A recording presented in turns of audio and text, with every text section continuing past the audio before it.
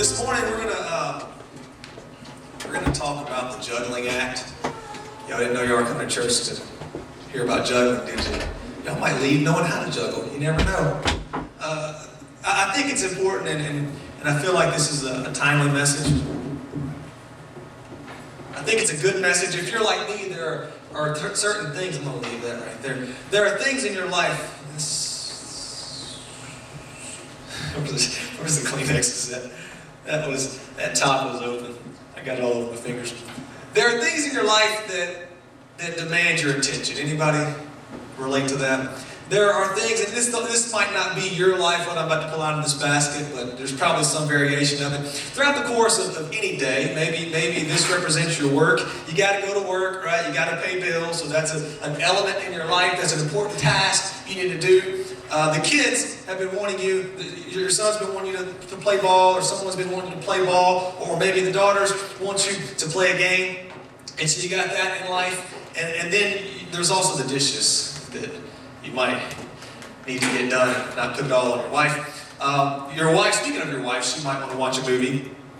So you gotta, take time. But you also been wanting to read that book. Y'all see it? I get told that all the time. Is he who you remind me of? Joel Osteen. Maybe so, I don't know. And then there's laundry. And I made sure there wasn't anything personal in here, mainly kid stuff. There's laundry that you have to get done. So there's all these things in life that demand your attention. And wouldn't it be great if it was all on the table, but there was like a personal assistant that said, okay, here, do this. And then when you're done, the personal assistant says, do that. Right? It'd be great if you got handed each one of these one at a time, wouldn't it? But what happens in our life is we look at our day and we look at all this stuff that needs to be done. And we say what? Where do we begin? Where do we begin? There's so much, and not that any of these is any less important than all of them are important things, but we have to decide what's the most important thing in our life, and we have to determine which one we need to take care of first. And so if you have your Bibles this morning, let's see at how Jesus kind of handled this in Mark chapter 5. Because life can quickly throw us into a juggling act, and we need to know how to do so effectively, and you choose our time wisely. Mark chapter 5, verses 21 through 34. When Jesus had again crossed over by the boat to the other side of the lake, a large crowd gathered around him while he was by the lake. Then one of the synagogue rulers named Jairus came there. Seeing Jesus, he fell at his feet and pleaded earnestly with him. My little daughter is dying. Please come put your hands on her so that she will be healed and live. So Jesus went with him. A large crowd followed and pressed around him. And a woman was there who had been subject to bleeding for 12 years. She suffered a great deal under the care of many doctors and has been all she had, yet instead of growing better, she grew worse. When she heard about Jesus, she came up behind him in the crowd and touched the cloak, because she thought, if I just touch his clothes, I will be healed. Immediately her bleeding stopped, and she felt in her body that she was freed from her suffering. At once Jesus realized the power had gone out from him, so he turned around in the crowd and he asked, who touched my clothes? You see the people crowding against you, his disciples answered, and yet you can ask, who touched me? But Jesus kept looking around to see who had done it. Then the woman, knowing what happened to her, came and fell at his feet, and trembling with fear, told him the whole truth. He said to her, daughter, your faith has healed you. Go in peace and be freed from your suffering. When I look at this situation in Jesus' life, what I see is he gets out on the boat and a crowd immediately assembles there. And the crowd each has their needs, right? They want to hear what Jesus has to say. They probably have sicknesses and family issues that they want Jesus to take care of. And so they begin to press around him. While Jesus is with the crowd, Jairus falls at his feet saying his daughter's dying. So Jesus proceeds to go to Jairus' house while the crowds are following him. And at that moment, another woman tugs on his cloak. Right? The to-do list, so many things, so many people. How does Jesus choose what to do and how to handle this situation? There's needs all around him. How does he determine which one of these is the distraction in his life? How does he figure that out? Which one do I need to pay attention to and which one might be a distraction? As we look at this, one thing I didn't include was the phone, because that's always in there, right? There's always an important phone call you have to make. There's always someone calling you. I remember one night we were putting the kids to bed, and we had this routine. I have this routine with the kids, and in the midst of putting the kids to bed, I get a text message from someone who needs prayer about something. So I sneak away to the office, and I begin to call the person, and I begin to pray over that need. Well, I come out of the office with my cell phone, and my wife is looking at me, just waiting. Where you been? She didn't really say it like that, but she's like, I've been putting the kids to bed, and you just sneak off. Where'd you disappear to? And because she sees me on my phone, what's she assuming? I got distracted, right? With a game or Facebook or something like that. But I say, no, you don't understand. Someone needed to pray. And both things were important, right? It's important, my time with my kids, but it's important also when someone has a need that you need to take time out to pray. And so how do you juggle it? How do you find that balance? And the first thing, if you're taking notes this morning, that we have to do to be able to successfully juggle in our lives is we have to discern the most important thing at that time.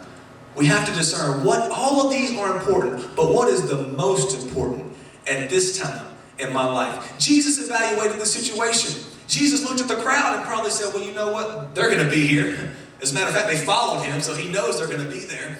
He looked at Jairus' daughter, and though she was dying, this woman who's had the issue of blood for 12 years tugs at him. Well, he might not encounter this woman again. If Jairus' daughter dies, I can resurrect her, right? So that's important, but I know I can still meet that need, but I need to focus on this woman right now. And so you see Jesus is evaluating what's the most important thing in his life at that moment. Mark Twain once said this. Well, let me back up before I get there. Because there are often two traps that we fall into. With everything in life that demands our attention, there are two traps, if we're not careful, that will cause us to do nothing. And let me just briefly mention these two traps. The first trap is that we will try to cram too much into one day. And in doing so, we see all of this and we just try to fit it all in. We just got to get it all in one day. And have you ever felt like you've worked hard all day long, but at the end of the day, you look back and you say, what have I accomplished?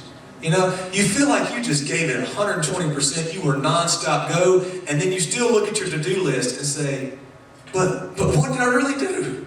I don't know if you guys are like me, but I have a bad habit sometimes of starting things and not finishing things in terms of like mainly books. I'll start a book. I want to read a book, and I'll start this book, and I'll read the first chapter, and then I'll remember, I need to go outside and do this. And so I'll go outside and start that, but then I remember, wait, I need to do this over here. And so I start doing this, and I got to do this. And I start all these things, and at the end of the day, I look, and none of them are done. They're all started, but none of them are done. I didn't take time to finish what I started, and that's one of the traps we fall into when we try to push it all in one day and accomplish it all at one time. Mark Twain once said that if the first thing you do each day is eat a live frog, then you could go throughout the rest of your day having the satisfaction of knowing that that's probably the worst thing that's going to happen in your day. Probably, right? I challenge you guys tomorrow, just find you a frog and eat it. I say, they can't get any worse than that, can it? Can't get any worse. And the whole principle behind that is a lot of guys will tell you, when you're trying to decide what to do, they'll tell you to pick the most, the biggest, ugliest task that you need to do, the task that if you're not careful, you'll procrastinate on, and just jump right into that and knock it out. But there again, make sure that it's the most important task before you do that. The second trap we fall into is we'll never start today's task and we'll never get anything done because we're too focused on what tomorrow's tasks are. Right? We're so focused on what we got to do the next day that we don't always do what we need to do today. In Matthew chapter 6:34, Jesus tells us not to worry about tomorrow, for tomorrow has its own worries. Let me read it this way. Let me read it correctly. I don't want to give you Jeremy's paraphrase version. Matthew chapter 6, verse 34, Jesus says, do not worry about tomorrow, for tomorrow will worry about itself. Each day has enough trouble of its own. Don't worry about tomorrow's tasks so much that you don't do what's important in today and what you need to decide to do today. Going back to this list right here and all these things that need to be done. How do we juggle? How do we discern what's most important. And I'm going to ask Dustin if he can come up here this morning and help me out. Because I can't juggle. And Dustin claims that he can. First, let me try. Can I? Y'all ready for this? Dun, dun, dun, dun, dun, dun, dun, dun, dun, dun. Just kidding. You try. I got this. But you gotta see that I kind of have the right thing going, right? I just can't really. Okay. Okay. Now you do it, man. Don't disappoint me. Maybe y'all need to close your eyes. You need to face that way? I'm kidding. I don't know where they're going, so just be careful. Look at him go. Round of applause for Dustin. You're not done. Because there's something about juggling that we need to know. There's a reason why Dustin can juggle and I can't juggle. I haven't shared this reason with him, so that's why he's looking at me confused. The reason is when Dustin juggles, can you hold this? When Dustin juggles, he understands something. He understands that all these balls are important, right? You can't just start juggling and, oh, that wasn't important anyway, and then just keep going with these two, right? No. He understands all of them are important, but what he also understands is where each ball needs to be at any given moment. This ball needs to be up here, while this one is going to be up here, and this one's going to be in my hand, right? Right, you need to know that. In juggling, you have to know where each one goes, where each one needs to be at each moment in time. That's why he can juggle. And the reason I can't juggle is because my philosophy is just keep them all in the air. Just keep them all in the air, right? That's my philosophy. Just try to keep them all in the air. Thank you, Dustin. And that's how it is in our life. How do we discern? If we're going to successfully do this, we need to understand there are lots of important things in our lives. But we also need to understand which important thing needs to take priority. We need to understand which important thing needs to be in our hand, and which one we need to put up here, and which one we need to put right here that's about to fall down when we get done with this one. Do you see that? It's not just a matter of throwing them all up and, oh, I'm trying to keep them. Oh, no, you'll drive yourself crazy. You'll stress yourself out. You'll be like me, because that's often what I do in life.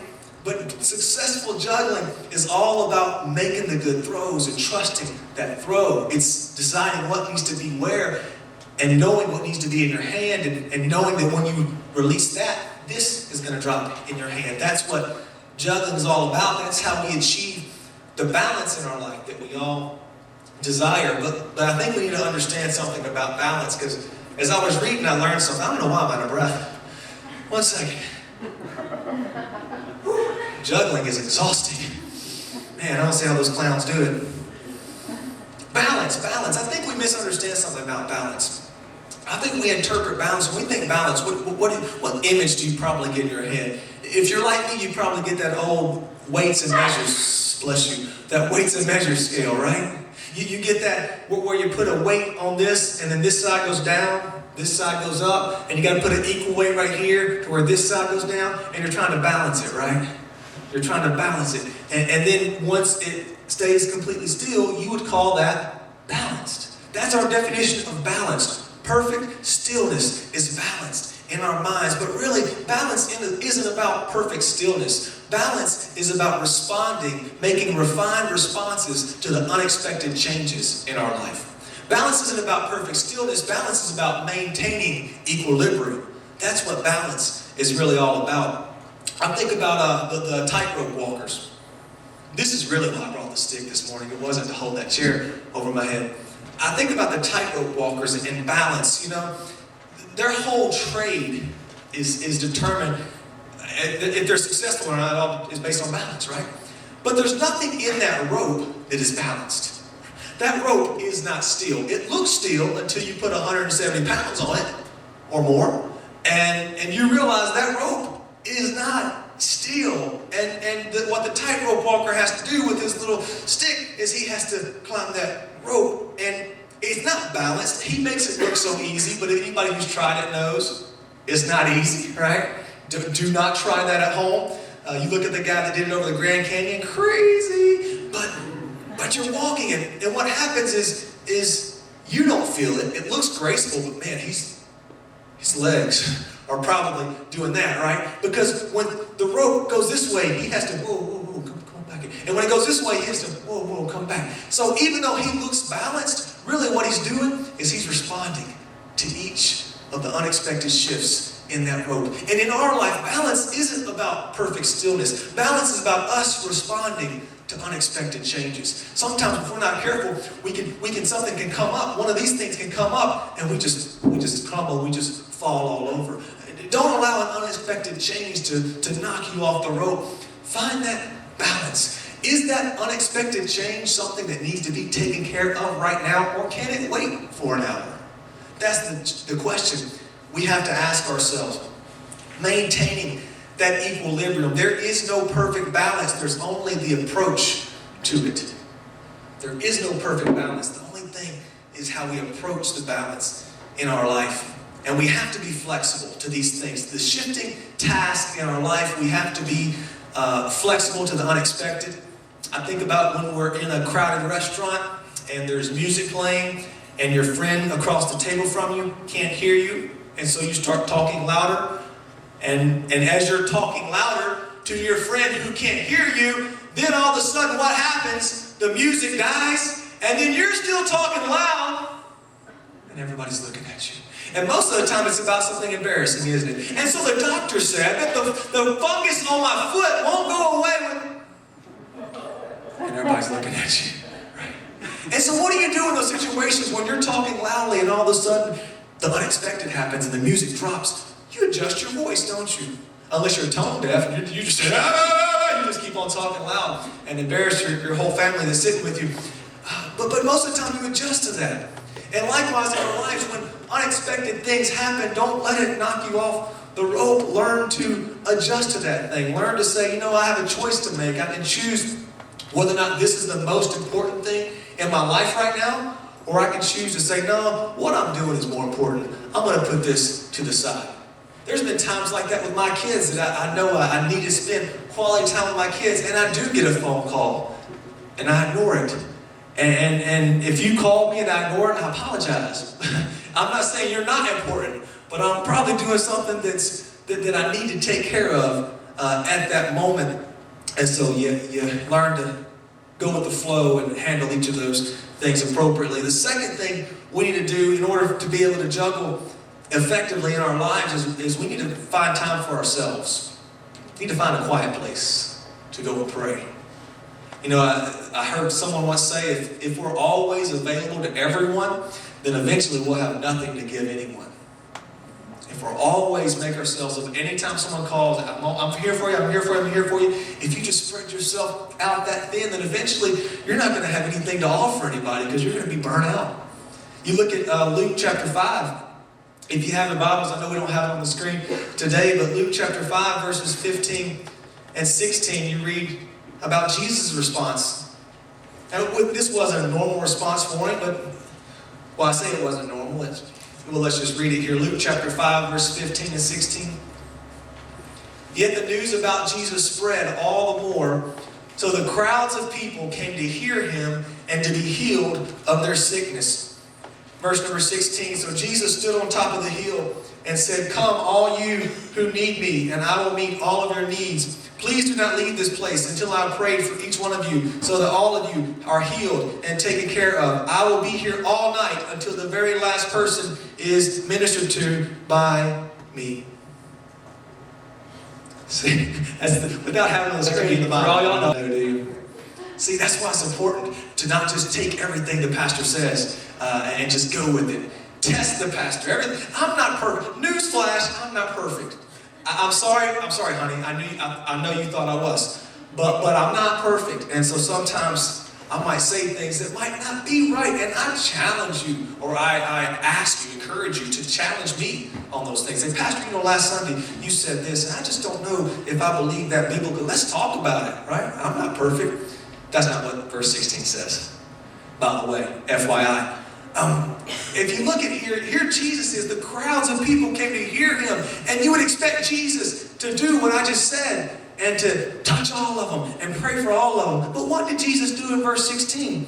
But Jesus often withdrew to lonely places and prayed. Is he allowed to do that? You're Jesus. You're not allowed to do that. You can't go hide.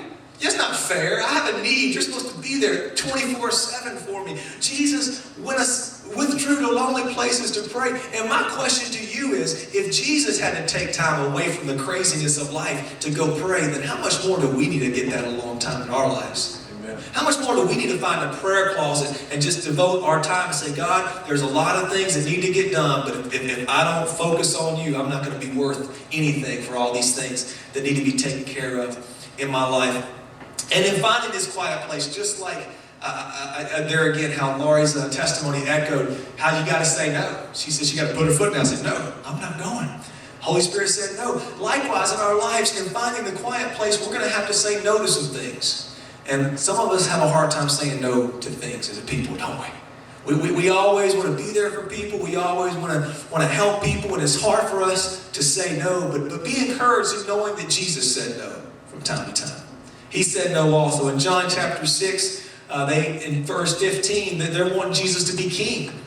And they're trying to make him king. And the Bible says that Jesus slipped away. He said, nope, that ain't what I'm here for. Not yet. Not going to be king. Oh, no. I almost started singing. Okay. Mark chapter 5. Go back to Mark chapter 5, verse 37.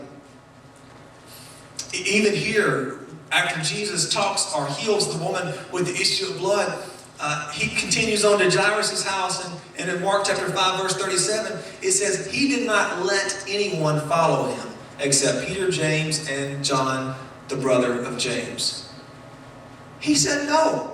Because the first time he went to Jairus' house, in verse number 24 it was, the large crowd followed him. The second time he said, y'all don't follow me. Don't follow me. Don't go where I'm going. And he left. He had to say no. Well, that's being mean, Jesus. No, it's not being mean. He just knew what he had to do at that moment. And likewise, in your life, just because you say no to somebody, you're not being mean to them. Understand that some of us have a hard time because we don't want to disappoint people. But if you keep saying yes, you're eventually going to, by default, have to say no to some of these things. And say no to your own spiritual, growth in life. And that's more detrimental than saying no to a friend every now and then. The only person you have to say yes to is Jesus. Right? That's the only person you have to say yes to every single time. Is everybody else, every now and then you can say no to, but Jesus, you always got to say yes to. In Luke chapter 10, we find a story of Mary and Martha. As Jesus and his disciples, Luke 10, verse 38. As Jesus and his disciples were on their way, he came to a village where a woman named Martha opened her home to him. She had a sister called Mary who sat at the Lord's feet listening to what he said. But Martha was distracted by all the preparations that had to be made. She came to Jesus and she asked, Lord, don't you care that my sister has left me to do all the work by myself? Tell her to help me. I am tired. I got to do this. I got to clean. I got to cook. I got to prepare the table. I got to do all this stuff, Jesus. Martha's just sitting there. Tell her to get off her butt. Can you say that in church? Okay. Get off your hindquarters and come help me. And notice what Jesus said in verse 41. He didn't say, yeah, Mary, go help your sister, you lazy bum. No. In verse 41, instead of correcting Mary, Jesus corrects Martha. And he says, Martha, Martha, you are worried and upset about many things, but only one thing is needed. Mary has chosen what is best, and it will not be taken away from her. And little did Martha know that she would be corrected. I'm sure she was just for sure that Jesus was going to make Mary do something, but he said, you're worried, Martha. You're worried about many things. I got laundry to do. I got dishes. I want to read this book. I got to play with my kids. I got work stuff I'm trying to knock out. Listen. You're worried about many things, but there's one thing that's most important, and that's to sit at my feet. Sit at my feet. Spend time with me. Don't get so stressed out over all of this. Choose what's most important. Let us not forget in our busy lives as we're juggling all these things that the most important thing is to be with Jesus. The most important thing is to take time and fellowship with him. Worship team, you guys can go ahead and make your way up this morning.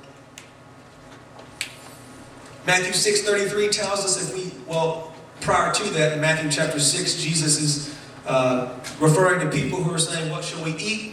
What shall we drink? What shall we wear? And in Matthew 6:33, he says, seek first his kingdom, and everything else will be added unto you. Don't worry about this. Don't worry about that. Seek ye first, and I'll take care of the other things. So in prioritizing our lives, we always need to seek God first. He always needs to be the first ball in our hands. And from there, we determine what's most important beyond that. And so what is juggling? Maybe you're here this morning, you're like, I don't know if I understand what you're saying, because you're talking about juggling. I come to hear about the Bible, and this is like a circus, and you're talking about juggling. And what does juggling have to do with the Bible? Well, I'm not trying to give any kind of motivational speech this morning. I think this is important, and there's a reason why I think it's important. I know personally that I'm at a stage in my life to where I'm juggling a lot. Got a lot of balls in the air. I'm just juggling them all. And to be honest with you, sometimes I don't feel like I'm very successful at keeping those things where they need to be. And maybe in your life, maybe many of you here as well, you're juggling a lot. And you, like me, you feel like you're dropping so many that are falling to the ground. And that's why I wanted to share this message, because there's something else we need to see in the life of Jesus here in Mark chapter 5. Let me recap what's going on here so you can see this image. Recap the story. As soon as Jesus comes off the boat, he comes off the boat, there's a crowd, right? And the crowd's the crowd, you know, everybody wants something from him, but apparently Jairus stands out. He comes, he falls at Jesus' feet. He says, my daughter's dying, and that was more important to Jesus than what the crowd had to be. I mean, he would address the crowd later, but right now he needed to focus on Jairus. And so he begins to walk to Jairus' house. And as he's walking to Jairus' house, a woman pulls on his shirt. And Jesus feels the power leave from him. And he stops in his track. And let me just make this point right here. A lot of people were pushing on Jesus. Touching him, pushing Jesus, touching him. But Jesus didn't respond to the push. He responded to the pull. And in our life, a lot of times, we're pushing for things, and we're pushing for things, but sometimes it's the things that we pull for that are things that we get. I don't know if that makes sense to anybody or not, but a lot of things also in life are pushing you. And do this, do that, do this, do that. But what's pulling you? You know, what's pulling you? Saying, I need you here for me right now. Just a side note there. And so Jesus stops as soon as the woman tugs on him. And I can see Jairus in front of Jesus. And I can see as Jesus stops, you know when someone's following you and then they stop. And I get this with my kids all the time. Anytime you take them in public, you go to Walmart, you're walking, they stop. What are you doing? Come on, we're going this way. And Jesus stops. And I'm sure Jairus looked back and is like, what are you doing? My daughter's dying. Come on, let's go. And Jesus asked, who touched me? And the disciples answered, and they said, Lord, there's all kinds of people touching you. I'm sure Jairus is thinking the same thing. There's everybody touching you. Come on, my daughter's dying. And Jesus says, no, somebody touched me. And the Bible says in verse number 32 of Mark 5, but Jesus kept looking around to see who had done it. Who touched me? Who touched me? And Jairus has to be like, oh, come on. We'll find out later. Come on. This is important. My daughter's dying. Come on, Jesus. Don't worry about who's touching you. Come on. And Jesus, no. And he finds the woman and he begins to talk to the woman. And Jairus is probably like, oh, what are you doing here? And look what happens as Jesus is talking with the woman in Mark chapter 5, verse 35. While Jesus was still speaking, some men came from the house of Jairus, and they said, your daughter is dead. Why bother the teacher anymore? Sorry, Jairus, your daughter's dead. Can you imagine what's going on in Jairus' mind right there? Here Jesus is. Jesus is so focused on getting one thing to live that at the same time something else is dying. And Jesus can do that because he has resurrection power. But how many times do we focus so much on getting one thing to live, and all the while something else in our life is dying? How many times are we so focused on that our business and our career is flourishing and it's going well, but our kids and our wife, our husband, they feel neglected. They don't feel important. They don't feel like you love them. Oh, but business is going good. Yeah, but what's dying in your life? Well, relationships are going good in my life. Yeah, but how's your relationship with Jesus going in your life? The Bible says that we can gain the whole world. Or it says, what good is it to gain the whole world, yet forfeit your own soul?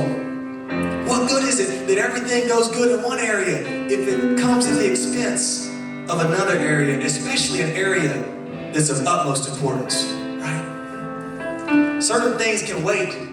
There again, we got to evaluate what's most important. Jesus had to evaluate what's most important in this life, and thankfully for Jairus. And let me just make a quick note right here. It doesn't really associate with anything I'm saying this morning, but I think it's too good to ignore. Well, speaking of ignore, that's what it says. Verse number 36, ignoring what they said, Jesus told the synagogue ruler, don't be afraid, just believe. And then he goes on and he heals, or excuse me, he resurrects his daughter. And just as a side note, unrelated to this sermon, Jesus ignored them. He ignored them. And when you have faith in who God is and in what God is capable of doing, then you can ignore everybody else in life. Oh, it'll never happen. Can't be done. I'm going to ignore that because I know who I serve. And I know what He's able to do in life.